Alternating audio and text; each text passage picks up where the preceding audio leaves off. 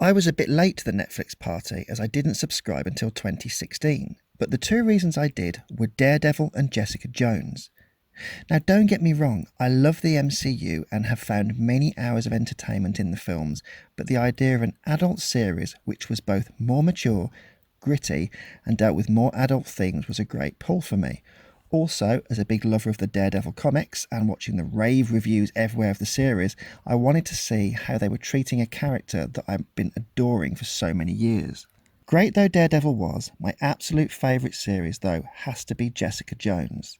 Now before I start, I was massively underwhelmed by the slow and uninteresting second season, which tried to replicate the personal nemesis but forgot to have a great villain and was more bothered with setting up Hellcat rather than delving into the great rogues gallery or moving Simpson up to the villain Nuke, which seemed to be being hinted at.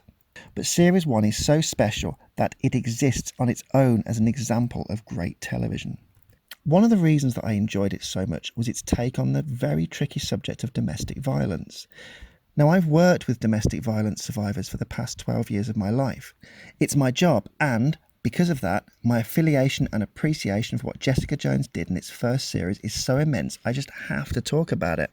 I won't go over the whole series, but instead, once we finish a quick recap, I want to look at just how one scene encapsulated everything about the arc, characters, and showed how you can condense everything down to a single moment which is frightening, insightful, and shows the motivations of the characters and the progressing plot. Okay, recap time. We meet Jessica at the start where she's a private investigator. She's an alcoholic with a past and she's struggling with someone called Kilgrave. It turns out that Kilgrave, who's played by the exceptional David Tennant, has the ability of mind control and is a bit of an all-round bastard. I love Kilgrave because he isn't after world domination or a kingpin of crime. He's just a sad little bully who, through control, rape and dehumanisation, torments everyone and goes after the one thing he can't have, Jessica.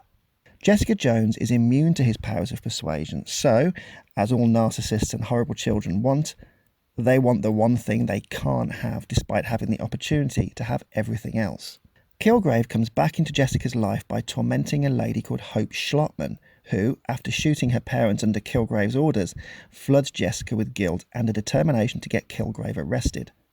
But how do you put someone with mind control in prison? Why not just kill Kilgrave and be done with it? And why does Jessica have such affinity for Hope Schlottman?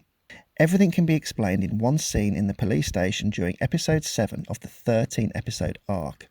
Kilgrave has been in Jessica's flat and, having made her neighbour Reuben kill himself by cutting his own throat, Jessica wants to run to a Supermax prison where she can hide, recoup and stop this nightmare of the obsessed man following her. So she takes Reuben's decapitated head and dumps it on the police desk and demands to be locked up in Supermax. Things are going as planned until, after an officer opens the door, she's told she's free to go and there's no charge for ripping someone's head off. This is where we get the one perfect scene and everything comes together. So let's talk about it. Let's look at the scene. Jessica, now freed from her interrogation, comes out to see all the policemen holding guns to either their own heads or the heads of their colleagues, suspects, witnesses who are in the department. This is the first example of how Kilgrave's powers will never get him convicted and how Jessica and Hope Schlottman have no hope. He simply walks into a police station and, not one policeman, but a whole room do just as he said and now stand on the edge of death. One word and everyone dies. One command and Jessica has all their blood on her hands. Jessica doesn't want this. She wants it to stop and look at the look on Ritter's face. It's harrowing as she knows his obsession with her is getting people killed and she continues throughout the scene and begs him to stop. Jessica Jones is strong. She could pull Kilgrave's arms and legs off with her bare hands, but she isn't a killer. She's an abused survivor trying to do the right thing and she needs Kilgrave alive to get Hope out of prison. But how can she stop someone who can own a whole police station? Also in this scene, the ending is just as powerful as, upon Kilgrave leaving, he tells them all to laugh it off as if it were a joke. He erases the security tapes, leaves, and everyone falls into fits of laughter. During this scene, Jessica states she will do anything he wants and surrenders to Kilgrave's control, but, as Kilgrave knows this isn't the true love he desires, he tells her that she will come to him willingly, and this isn't a trap. It's more of a rescue for her. He's saving her from herself, and this means his control over her increases. At this point in the story, Jessica is outmatched, the stakes are too high, and, although she's stronger, her abuser has broken her and is now in control of her life. Every character must have a motivation which drives the story on. Each protagonist must be in conflict with the antagonist, so here are the stakes. Jessica wants to get Kilgrave arrested and have hope for Hope Schlottman. But she's being thwarted and knows Kilgrave is too strong, so she wants asylum.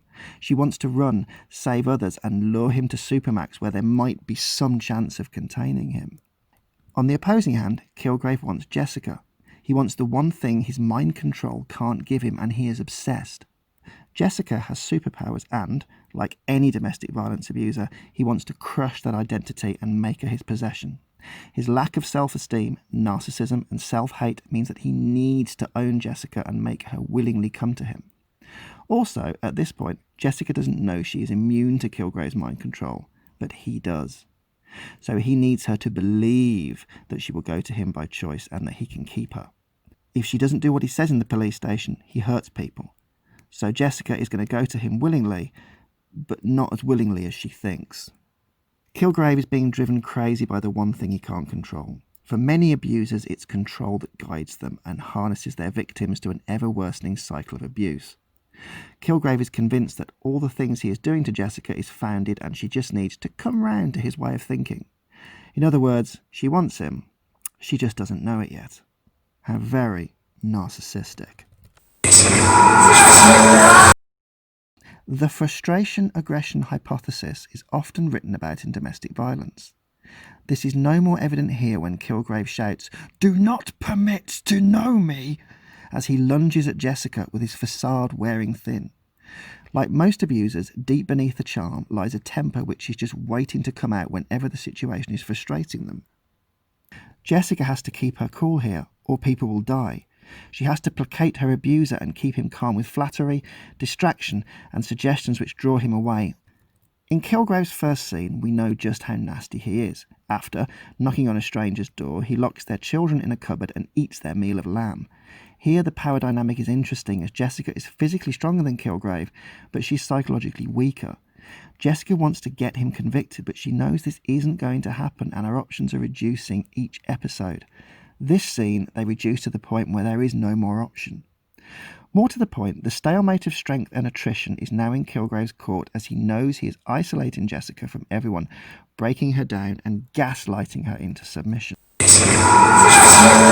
This scene shows that things can't carry on. Jessica is running out of time, trying to escape him and also trying to escape her friends. Hope Schlottman's parents are dead because Kilgrave wanted to torment her. She is putting people at harm and there is no way she can stop it, even if she were to kill him. She doesn't know what would happen if he died. He even tells her. She is quite literally controlled and contained in an ever-decreasing cell that Kilgrave is building around her. This scene marks the expedition of Jessica's plans to use sufentanil and get Kilgrave to the room she needs to interrogate him. However, even with a confession, this scene shows the power Kilgrave has over people and the police, and no prison or court can ever contain him. He literally laughs at her attempt and reminds her that he is in control. Jessica has made a bid for freedom, but her abuser won't have it. This scene shows that the monster is firmly in control and every step Jessica takes to break free and make amends gets more people hurt and more people killed. She is falling into Kilgrave's plan to get her to move in with him where he will forever imprison her in a house that will be her final resting place. Jessica might be a superhero with exceptional powers, but she's little more than powerless when it comes to the man who is controlling her life. The Purple Man, Kilgrave. Despite Jessica holding all the strength both physically and psychologically, she is owned here and spends the scene shaking, grovelling and being little more than a pawn in Kilgrave's fantasy. The man who made her have sex with him against her will, the man who controlled her for so long, the man she broke free from and now drinks herself to death to avoid thinking about. This man is closing off her options and boxing her in. Look at the contrast in this scene. Tennant laughs, jokes and smiles while Ritter is torn apart with impotence, sadness and the desperation she's been reduced to.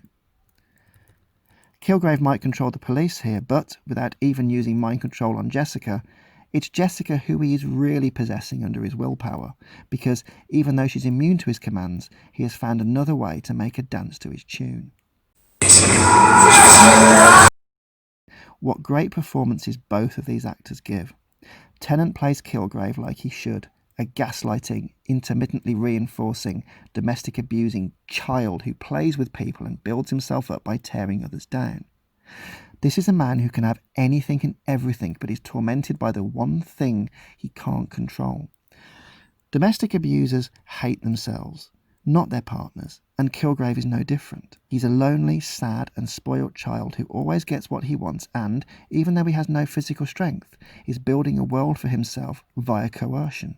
Hell, Kilgrave's powers are coercion, and this is all you need when your antagonist's motives are all about controlling someone and owning them like a possession and not a person.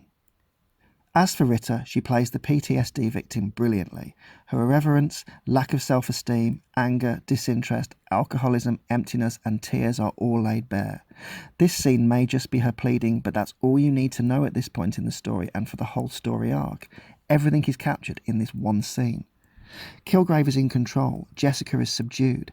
Kilgrave is pushing Jessica towards a place she can't come back from, and Jessica is losing at every attempt she makes to best him. By the time Kilgrave departs at the end, waving his severed head in a bag like it was a lettuce from a shop and telling everyone to laugh, the stark contrast of horror in Jessica's face amidst a room of controlled puppets, now hopelessly lost, is the perfect euphemism to how she feels and her odds at beating him. He has swagger, she has nothing, and she's becoming more of an object than a person every single day that this carries on. If you haven't seen Jessica Jones, check it out. It's truly a masterpiece of television. Yes, Season 2 is poor, and even though Season 3 is an improvement, it's still nowhere near the quality of Season 1. This scene is but a microcosm, but shows the whole world of Kilgrave and Jessica, their oncoming end, and the hopelessness of the situation that Jessica is never going to escape from. Anyway, that's it. So, until next time, I'll catch you later.